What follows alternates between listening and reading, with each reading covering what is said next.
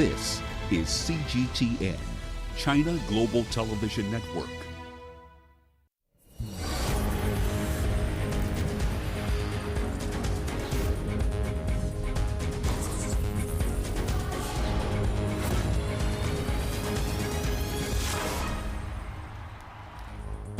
The interest in North American sports led by basketball is rapidly growing across Africa, with the continent providing a rich, untapped market for the billion-dollar industry.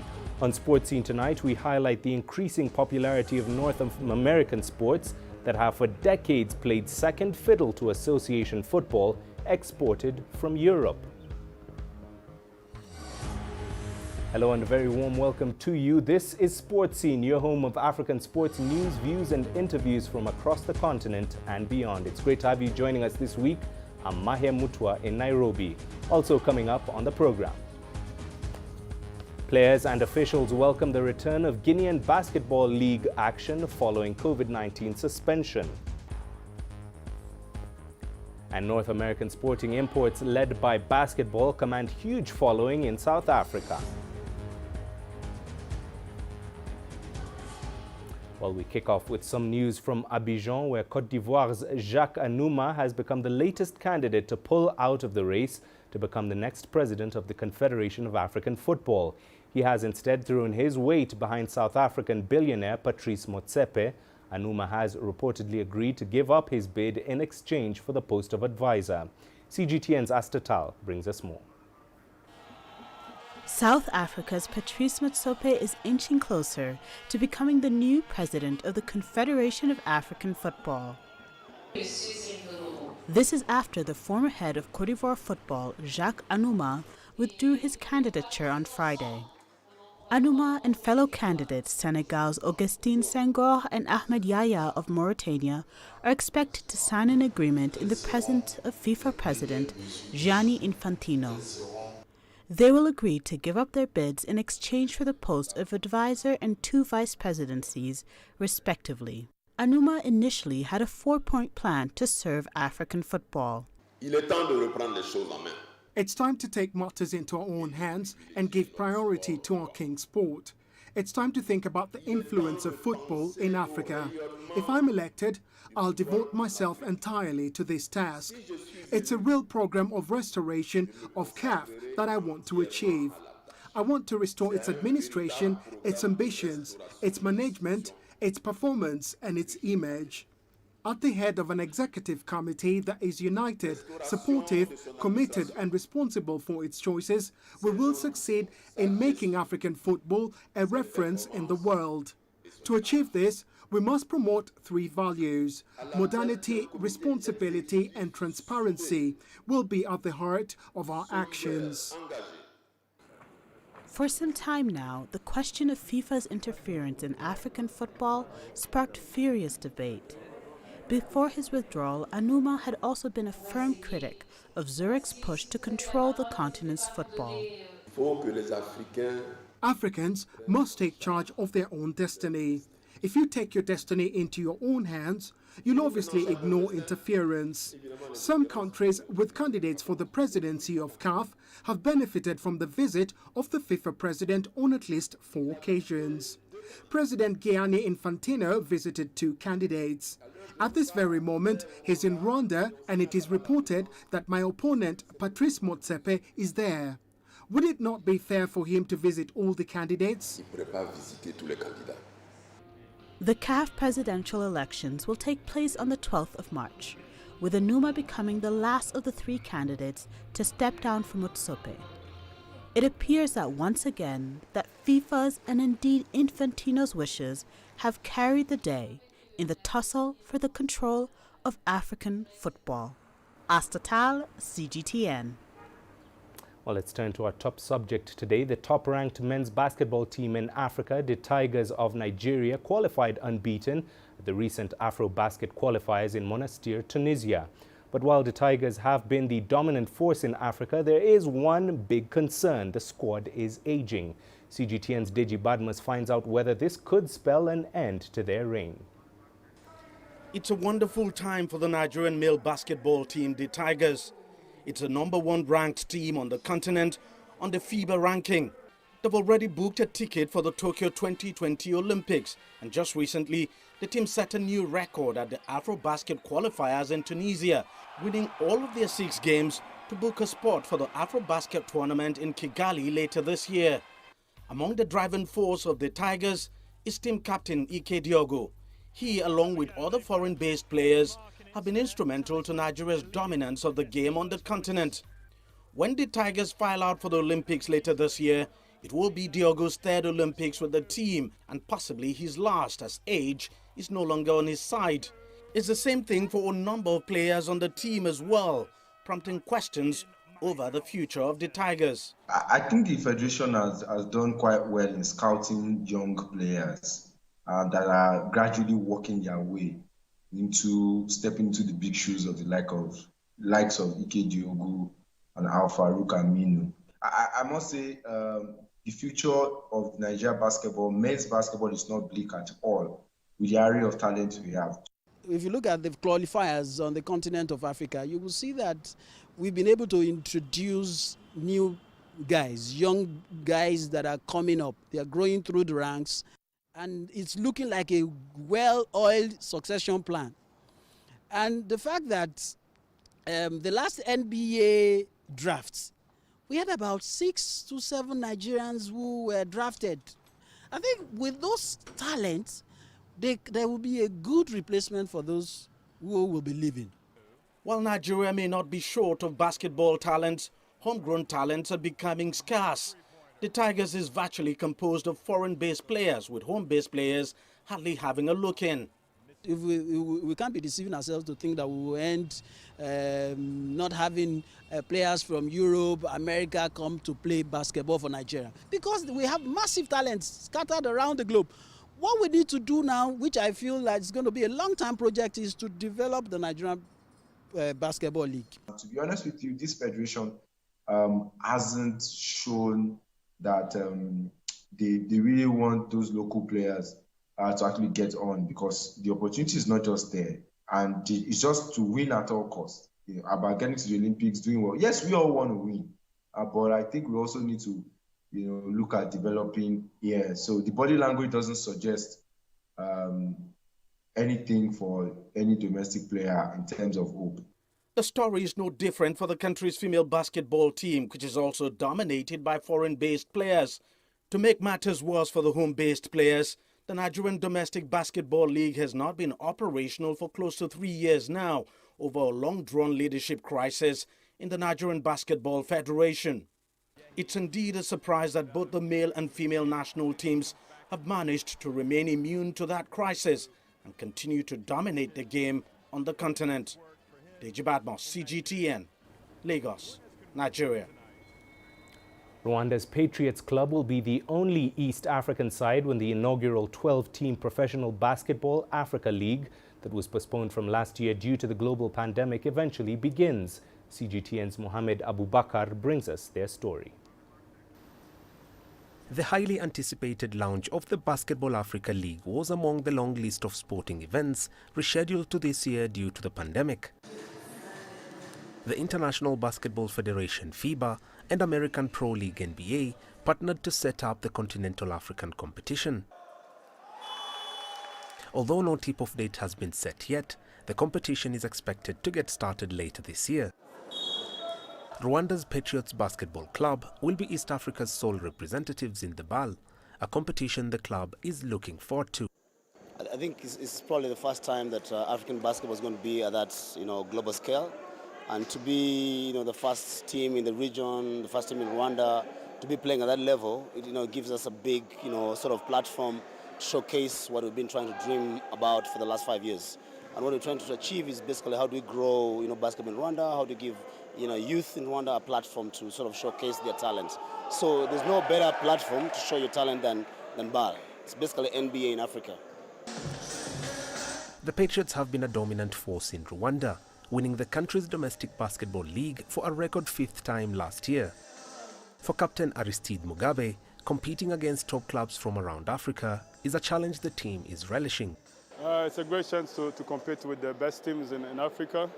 So we have to measure ourselves to to the best team in Africa, but we believe we are one in the best. So, but we have to work hard on our game. We know a big challenge is waiting for us, but we are ready and we'll keep the working every day. The inaugural season will see the 12 teams divided into 2 conferences of 6 teams each, playing in 5 host cities of Dakar, Lagos, Luanda, Cairo and Kigali. The Rwandese capital will stage the final 4 playoffs at the end of the season to crown the champions. Aristide believes this will inspire more youth from his country to take up the sport. I mean, it's a good chance for Rwandan youth, for the kids who are growing up watching basketball, so they have an opportunity to watch different games on a higher level so they can be inspired, and it's a great chance for our Rwandan team to be playing in front of 10,000 of Rwandese, and we have to work hard for it, and we believe we can make it to the Final Four. This is where the final of the inaugural Basketball Africa League will be held. It will also be the same venue where the Patriots will be playing all their home games throughout the tournament. And they sure will be hoping to write even more history by going all the way and winning the first title of this competition on home soil. Mohamed Abubakar for CGTN, Kigali, Rwanda. It's time for us to take a short break. Here's what's coming up on Sports Scene.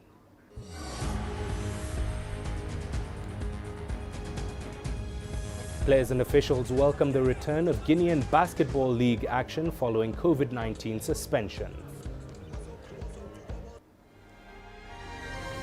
The greatest journeys, the greatest sights, the greatest adventures. Here in Kanata, this weir allows the locals to walk on water. We're far more than just TV news. We're your passport to the wonders of Africa. To bring you stories of struggle, survival and hope.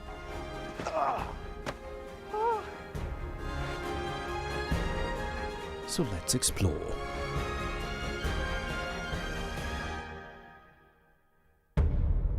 CGTN. See the difference.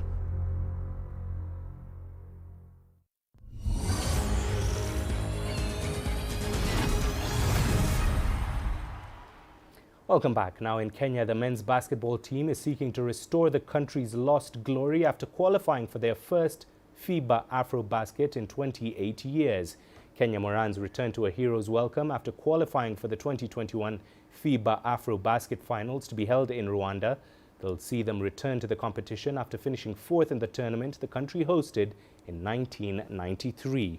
Most of the Moran were not yet born when the team last featured in the Continental Showpiece, but the class of 2021, led by pioneering Australian female head coach Liz Mills, is fired up to make the most for lost time when the tough test begins against the best teams in Africa come August. The feeling is great. Actually, it's wonderful. I remember since we started playing basketball, we've always seen Kenya going out to these qualifiers. They're not making it. And for us to be part of this group that has been able to do the country proud is just a great feeling. And I just thank God. And on behalf of my teammates, it was a really long journey.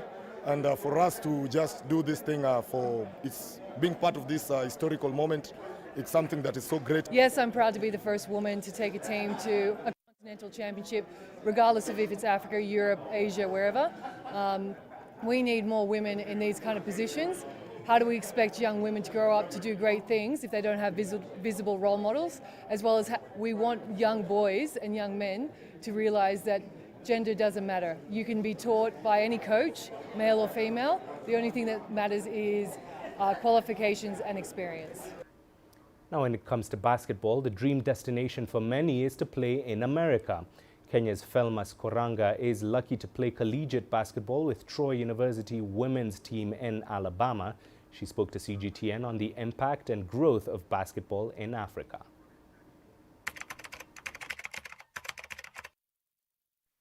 Well, I'd say in America, basketball, and not just basketball, most sports are advanced, structure-wise, organization-wise, the way everything is just managed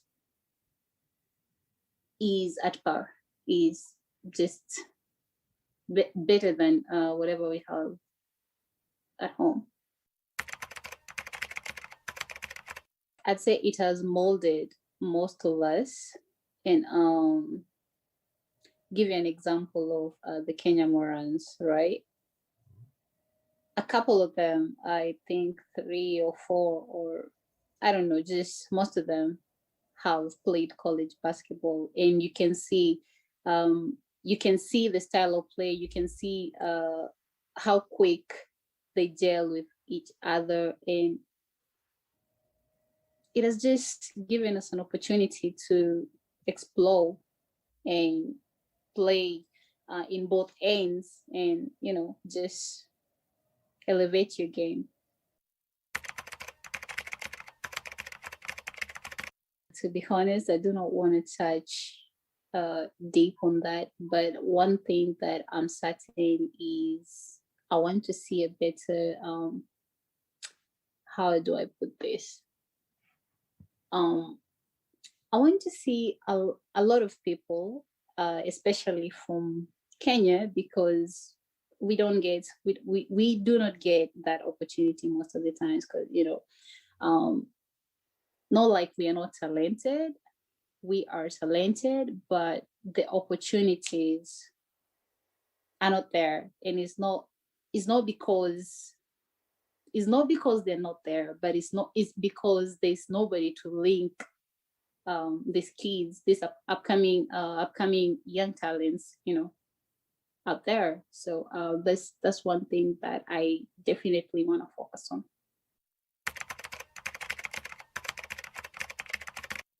Basketball can do so much for, not just basketball, sports in general can do a lot for you.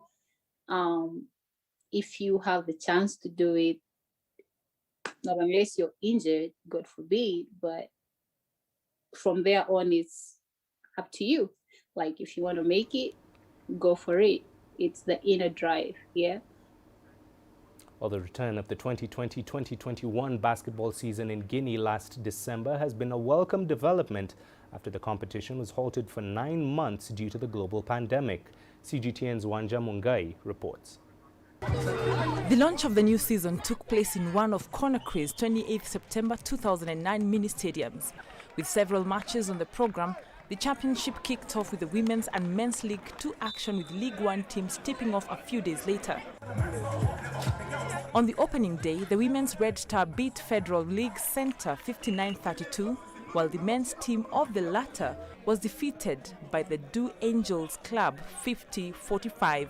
The Guinean basketball players welcomed the competition. I am happy to be back on the court. I kept fit during the COVID-19 lockdown because I was training a lot at home with my brother and also my coach. My goal this season is to redouble my efforts and succeed in basketball like the big stars of the NBA. This year, we are aiming for the title of Champion of Guinea. Above all, we want to be selected for the national team. I think that this is possible by participating in training sessions and by following the instructions of our coaches. The COVID-19 pandemic has had an impact on us because we stayed at home for 9 months without playing. This lowered our performance level, reason why we are very happy that the championship is back on track. We are very happy tonight to have this victory. We are also happy to finally be back on the court. We are determined to double our efforts because we want to go far in this championship. Our wish is to play in League 1 next year. Guinean basketball is doing well because we are now playing the African Cup after an absence of 32 years. We are on all the boards, girls and boys. We were recently ranked 4th in Cairo and 4th in Praia. So in the years to come, we can expect top Guinean teams, and why not win trophies? In order to reduce the risk of spreading the coronavirus, basketball matches this season in Guinea-Conakry are being played exclusively outdoors.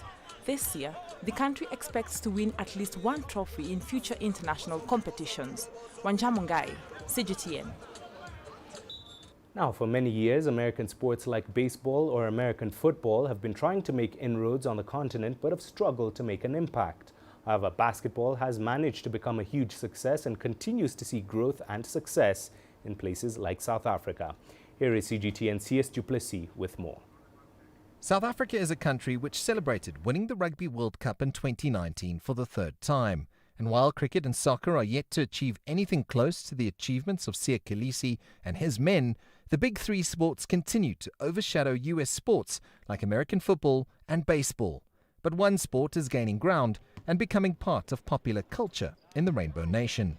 South Africa is very different because you've got a cricket and a rugby following as well, but basketball is trying to catch up with those two. And you're seeing that with the right level of development, the right level of investment, it might just get there. The NBA has never wanted to be a bigger sport than soccer.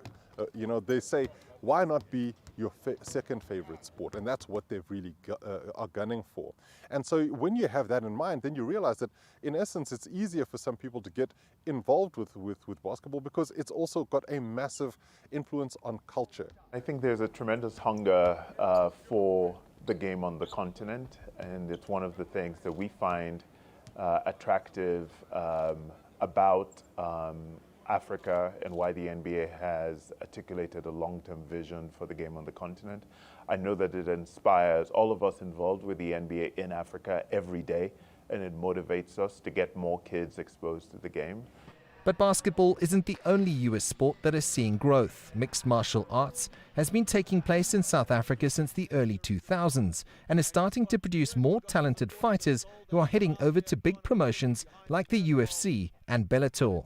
What we're seeing is that we've got a continent of 1 billion people plus, and you're bound to find the right level of talent if you're searching for it. And I think that's why you'll find something like MMA becoming a vastly more important sport when you're looking at the growth of sport on the African continent. The pathway that basketball provides through education in the form of scholarships remains a massive drawcard for many aspiring players on the continent. And it is something NBA Africa is striving to maintain as it aims to grow the game even further.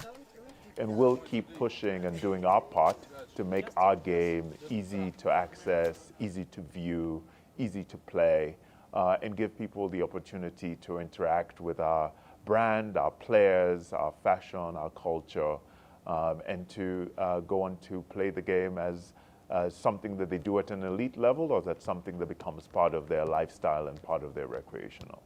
Basketball remains head and shoulders the most popular sport amongst all the other US sports here in South Africa, and that's due to the NBA's tireless work in promoting the game. Mixed martial arts continues to enjoy growth, but sports like baseball can't get past first base, and the NFL, despite having access to a wealth of rugby players here in South Africa, struggles to get past the line of scrimmage. CS Duplessis, CGTN, Johannesburg. Well, moving away from basketball, the booming global popularity of the National Football League is no accident. North America's highest professional gridiron league is enjoying an unprecedented reach across all populated regions of the world, and Africa is no exception. The NFL has much to gain from a continent of 54 countries and 1.2 billion people, as American football makes significant inroads with African audiences. Well, let's get more insight on this. For more on this topic, we're now joined from here in Nairobi by Mahia Mutua, who is the CEO of the Worldwide Scholarships, who scouts for the NFL talent here in Africa. Mahia, thank you for joining us. Why is the NFL making significant inroads in Africa? First and foremost, thank you so much for having me on CGTN. Yes, American football, in fact, all sports know that Africa is the hub of talent. It doesn't take anyone long enough to know that if you throw a stone in any direction in any African country, you'll hit somebody with talent. So the NFL is no stranger to that. And even the NCAA, which is the University League, are also looking at talented African youngsters to give them opportunities. And through Worldwide Scholarships, our organization, we have become one of the vehicles that they use to get the talent looked at and linked with opportunities. And Munya, the 2019 NFL season included 22 players born in Africa from one in the 1970s. How has this impacted its popularity?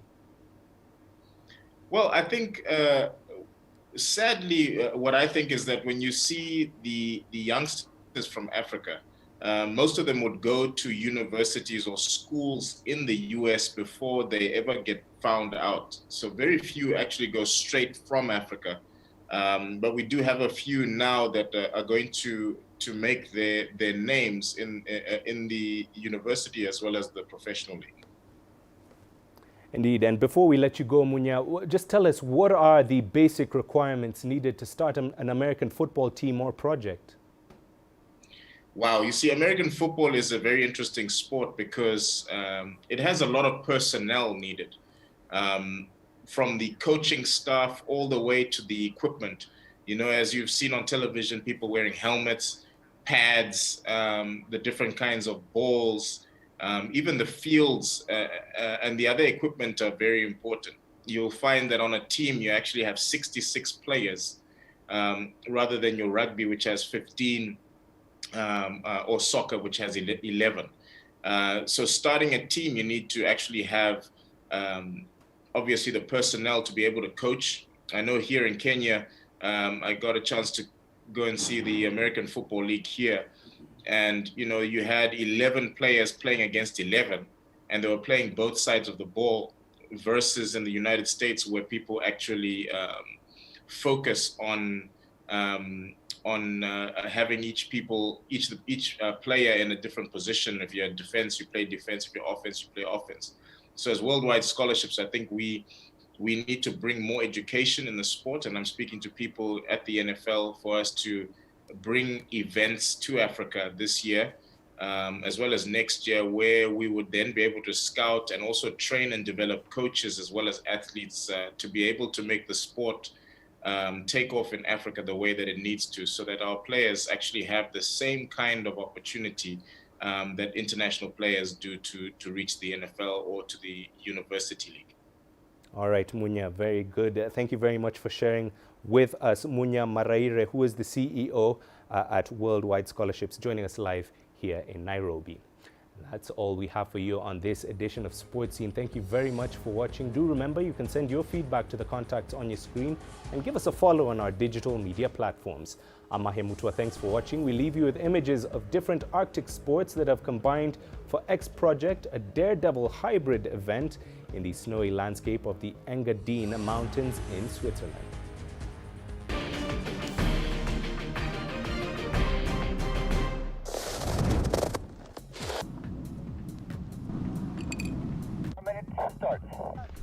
All right, Levi, you're